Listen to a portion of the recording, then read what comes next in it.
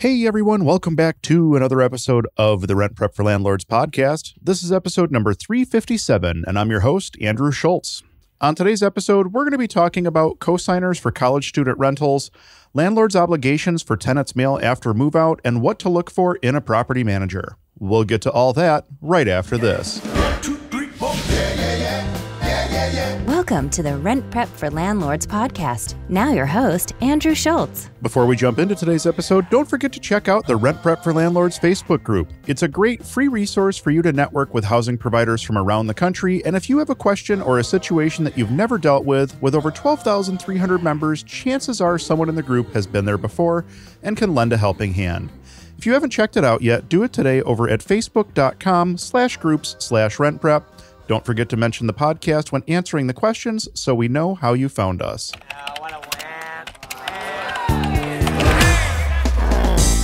Quorum, where we scour the internet for ridiculous posts from landlords and tenants. This week's Quorum comes to us via the landlord subreddit. We're going to go ahead and take a look at this one. It's all about cosigners for college students. Let's take a look here. It's hard to find information, but if one is requiring cosigners, aka parents, for college students, does it require a notary, or does a cosigner addendum or agreement suffice and hold the parents legally responsible? And again, this one comes from the landlord subreddit. So here in our office over at Own Buffalo, we use a cosigner addendum that we attach to the original lease. We used to require that it be signed in the presence of a notary if it wasn't signed in front of our staff where we could verify somebody's ID, but we've since moved to a digital platform for most of our signatures, and we feel comfortable enough with that we no longer require the notary. If somebody's doing paperwork, like physical paperwork, like they want to physically sign the lease and have somebody sign the addendum, at that point we would require it to be notarized because more than likely it's not going to be signed in our presence. The only time that we would not require it to be notarized would be if somebody is signing that in the presence of somebody from our office and we can verify who they are with their ID and things of that nature. Otherwise, we would require a notary. I don't know of any requirement, at least here in the state of New York, with regards to having leases notarized or having any sort of addenda or anything like that notarized. Again, I'm not an attorney. You're going to want to speak to yours, but at least as far as my knowledge goes, I don't know of any sort of a requirement here in New York for that. I will mention that different states definitely have different laws. Some states do require leases to be notarized, or if a lease is going to be over a 1-year term of length or something like that, then there may be a notarization requirement. So you're definitely going to want to check your state laws and see if you have any like weird requirements that just don't necessarily happen in other parts of the country. It's always good to have a good handle on your local and state laws so that you know what's going on. Now, I know that somebody's going to start screaming about using digital platforms and somebody could just log into their cosigner's email address and sign it without them ever knowing. Yeah, that is a legitimate concern. I'm going to call it a semi-legitimate concern because you should be screening your cosigner to the same level that you screen your tenant. As a matter of fact, you're going to want a little bit more out of your cosigner than what you're going to want out of your tenant. And if you're going through that full screening process, it's not as simple as somebody just logging into the email account of their cosigner and, agreeing and signing the document. They will have had to have faked an entire rental application at that point. And if they were able to fake an entire rental application and you didn't notice that they were faking the entire rental application, they're either very, very convincing or you really have to sharpen up some of your criteria.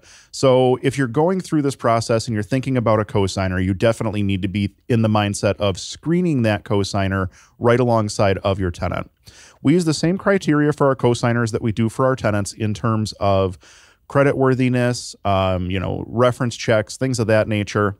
The one thing that does differ is we require an additional amount of income. We require 4.5 times the rent net income versus 3 times the rent net income on just a standard tenant.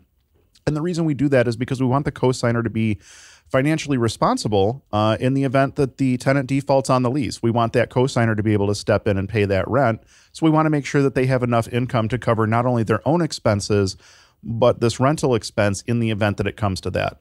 Obviously, we all hope that it never comes to that, but it's super, super important to make sure that if you're going to accept a cosigner, that they do have, an income worthiness to be able to actually step up to the plate if the time comes where they need to do that. Otherwise, the cosigner is not worth the cosigner agreement that it's written on. The lease isn't worth the agreement it's written on. So it's one of those things where, yes, you're going to have to put in a little bit more work if you're going to accept a cosigner. But if that's what it takes to get a tenant into a unit, that might be the route that you have to go. So in the past, we actually used to manage a ton of student rentals near one of the local colleges, and I can tell you that every single one of our college students had to have a cosigner. It didn't really matter to us if they were undergrad or graduate. We required cosigners of all of them. Actually, I shouldn't say that on the grad students. If the grad students had the ability to prop themselves up with either income from loans, or if they were working some sort of a paid internship and could prove income that way, they could avoid the cosigner. But definitely all of our undergrads were required to have a cosigner in place. The one nice thing about a cosigner, especially when you're dealing with undergrad rentals, is, hey, if there's a bunch of damages, you've at least got somebody that you can try to come back to and say, you know, your son or daughter caused all this damage above and beyond the security deposit.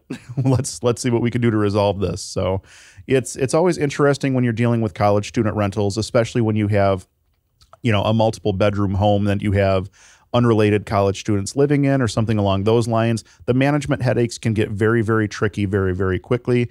My recommendation is always make sure your paperwork is in line, especially when it comes to your leases and especially when it comes to your guarantor agreements, because eventually on a long enough timeline, you are going to wind up in court with one of these college students over something. Could be something unpaid rent, could be damages, whatever the case may be. You know, just like any other tenant, on a long enough timeline, you will wind up in court. So make sure that you have your paperwork tightened up so that you know that you're going to be able to go after that tenant and that cosigner, that guarantor, when the time comes. Water cooler wisdom. Expert advice from real estate pros.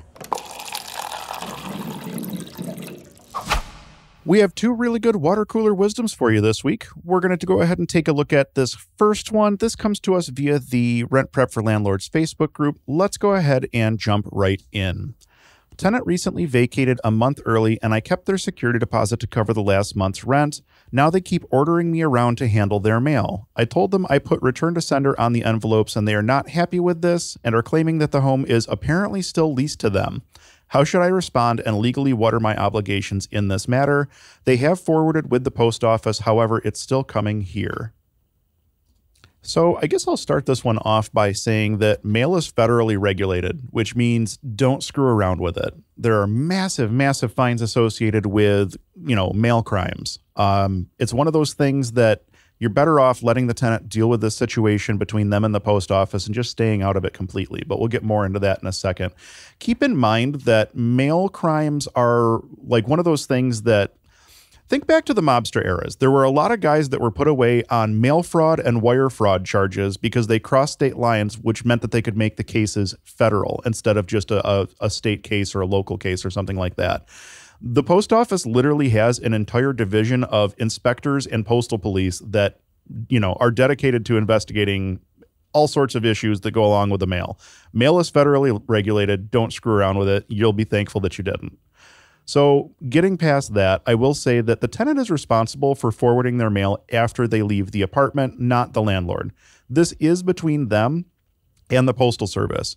If you receive mail for them at the property, you can mark it RTS or return to sender, drop it in any blue post office box, USPS box, or if you have a mailbox at the property with a flag on it, just put the flag up, throw the stuff back in there, and the postal carrier will pick it up and take it on their next pass through the area. You could also put a tag on the mailbox indicating that the unit is vacant and that no mail should be delivered. Sometimes you'll still get some stuff that gets delivered even if you do have a vacant tag. Usually it's, you know, the garbage coupons and stuff like that, but they shouldn't be delivering the actual tenant's mail at that point once they know that it's vacant. You could also call the local post office and explain it, and they'll let the carrier know so that the carrier knows not to drop mail there. You know, you do get substitute carriers and stuff like that that may not know that, so you may still wind up with the, you know, occasional mail piece or whatever. But ultimately, it's the tenant's responsibility to take care of all of this. You have a few options here, and none of them involve you dealing with a tenant's mail directly, which keeps you out of it for the most part. The tenant needs to contact the post office and deal with this on their own. The fact that the tenant seems to think that you're responsible for their mail leads me to believe that you're probably fairly lucky that this tenant left a month early. I hope that this one works out for you. Good luck with your next tenant. And good luck with this whole mail situation. Our second water cooler wisdom also comes to us via the Rent Prep for Landlords Facebook group. This one is on choosing a new property manager. We're going to go ahead and jump right in. I'm seeking some advice. I interviewed 2 different property managers. They both seem equally great. However, one manages properties right next door to mine and directly behind it. I thought this might not work in my favor or create an issue. For example, we were already having an issue with regards to the fence. Would it be better to have separate representation? The big pro to both property managers is that they seem to have teams in place. What are your thoughts on this pertaining to this issue, not on the opinion of whether or not I should hire a property manager? Well, I'm going to give you my opinion anyway, because I am a property manager and I think, yes, you should hire a property manager, but I might be a little bit biased on that. So we'll go ahead and jump into this a little bit deeper here. So I can tell you that as your property manager, I'm probably not going to be fighting a battle over a fence. That's going to be a job for an attorney. I'll gladly work with your attorney. I'll even recommend one, but I can't fix a fence dispute. That's way outside the scope of the job of a property manager. You need to have an attorney and an updated survey, and that's going to be a totally different battle. That's outside the scope of property management. Your property manager is not responsible for dealing with a fence dispute. That is, it's outside the scope of the job, essentially. In all reality, having a property manager with multiple properties in the same area is a good thing. It means that your property is likely going to be seen more frequently, even if it's just on a drive-by basis, because the staff is going to be at other properties in the same area as yours. So that's always a nice thing. They might be showing an apartment in the building next door. They might be fixing a toilet in the building behind you. But the chances are that if they're in that area, if you're going to one property and there's another one right next door, you're probably at least going to take a glance at it to make sure that everything is okay. So that's actually a positive for you. And that's actually a benefit to the other owners in the area as well. It's actually better when a company has more property in a certain area because it helps them to be able to offer a higher level of customer service, essentially, simply due to proximity. When you're near a property more, it's a lot easier to manage that property. And I think that that's something that everybody would agree with.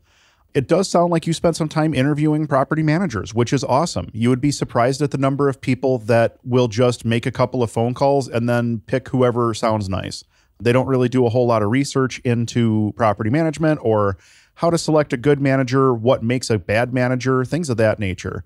I would say that some of the most important questions that you can ask when selecting a property manager would be with regards to licensure, would be in regards to fee structure, and then would be in regards to seeing some of their documents, such as their lease, their property management agreement, and a sample monthly report, because you're going to want to know what you're going to be experiencing on a monthly basis when they send you that report. And, you want to make sure you can read it and understand it, because there are a lot of property managers that the reporting sucks. And you get to a point where you're like, I don't even know what the financials of this property are anymore because the reporting is so bad that you can't even tell what's going on. I've definitely seen some property management companies with reports that are just plain garbage. There's no other way of describing it. The reporting just doesn't make sense.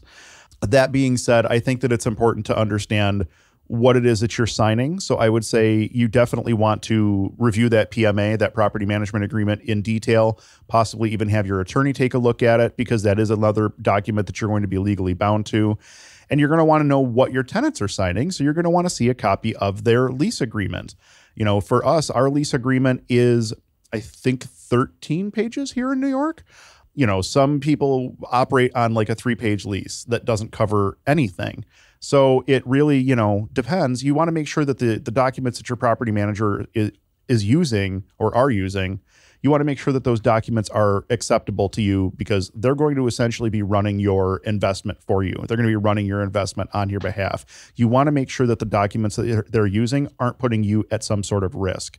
Backing up a little bit, fee structure is another thing I would say that you want to have a really, really good handle on. And all of the fees should be outlined in that property management agreement. So you're going to want to review that to make sure that all of the possible fees and things like that are in there. You don't want to sign an agreement thinking that you're only, going to be paying out a percentage of rents every month, and then find out that they're going to be upcharging you on maintenance jobs or upcharging you on whatever the case may be, a tenant placement fee. You want to know what all the fee structure is before you sign and before you jump into a property management agreement, because again, you're going to be bound to that contract. So make sure that whatever the fee structure is, that it's clearly outlined and that it is in the property management agreement so that you know what you're going to be charged.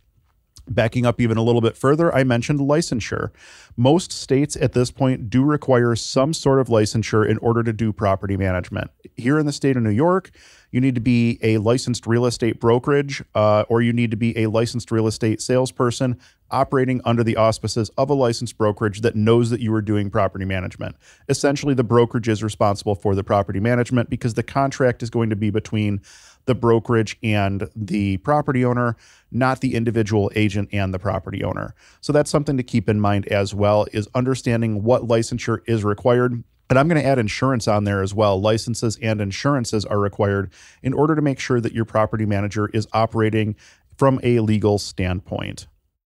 I do actually have a little guide called the 10 questions you have to ask before hiring a property manager. If you're interested in getting a copy of that and seeing the 10 questions that we recommend that people ask when they're interviewing their property managers, you can head on over to whatsdrewupto.com. Go ahead and send me a message from over there, and I will ensure that you get a copy of that. It's a 5 or 6 page PDF. It's pretty straightforward. It probably takes you 10 minutes to read, but it'll definitely improve your interview process when you're going to select a property manager. Are you wondering what your next step should be for a tenant that not only stopped paying rent, but packed up and left your rental in the middle of the night without saying anything? RentPrep has you covered. Find out how to proceed by reading our latest post over at rentprep.com/blog today. So that pretty much wraps things up for this week's episode of the Rent Prep for Landlords podcast. Thank you all so much for listening. We truly do appreciate it.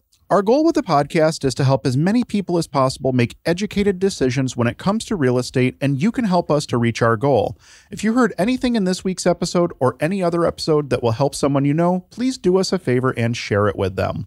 If you're looking to get in contact with me, I can be reached over at whatsdrewupto.com. From there, you'll find links to everything going on with me over at Own Buffalo, as well as other projects that we're working on.